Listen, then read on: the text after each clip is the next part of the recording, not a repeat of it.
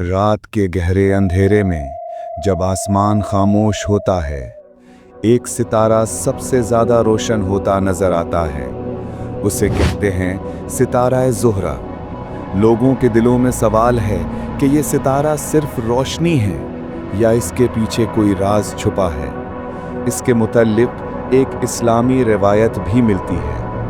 आयाशी से रिवायत है कि एक दिन इमाम अली मस्जिद कूफा के मिंबर पर बैठे हुए थे कि अब्दुल्ला बिन अलकवा ने इमाम अली से पूछा कि हज़रत, मुझे सितारा सुर्ख यानी ज़ुहरा के मुतल्लिक़ बताइए। आपने फरमाया कि एक दिन अल्लाह ने बनी आदम के हालात फ़रिश्तों को दिखाए जिसमें कुछ गुनाह में मसरूफ़ थे। ये देखकर हारूत मारूत ने कहा कि ये वो लोग हैं जिनके बाप आदम को आपने खल्क़ किया और ये गुनाह में मसरूफ़ हैं। अल्लाह ने फरमाया कि अगर तुमको भी इस गुनाह की दुनिया में भेजूं तो तुम भी यही करोगे। उन्होंने कहा, तेरी ज़ात की कसम, हम हरगिज़ तेरी नाफरमानी नहीं करेंगे। अल्लाह ने आदम अलैहिस्सलाम की तरह उनको भी ख्वाहिश और लज्जतों में मुब्तला किया और हुक्म दिया कि शिर्क, ज़िना, शराब और किसी को नाहक कत्ल न करना। इसके बाद ज़मीन पर बाबिल शहर में अलग अलग उतान दिया गए।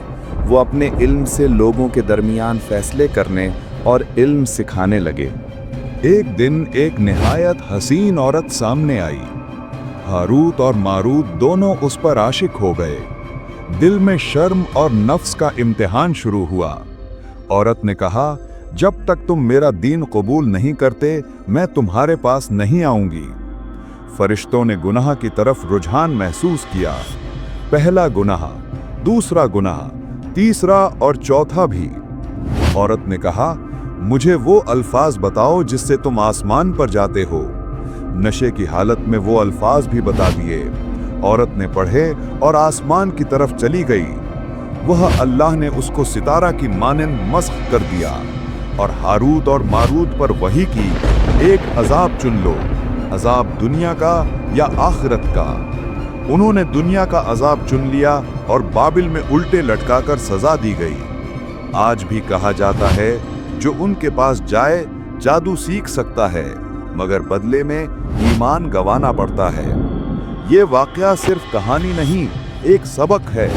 इल्म जब गुनाह बन जाए तो तबाही लाता है। हारूत और मारूत फितने की याद दिलाने वाले दो फरिश्ते। आप क्या समझते हैं, क्या इंसान इम्तिहान में कामयाब हो सकता है?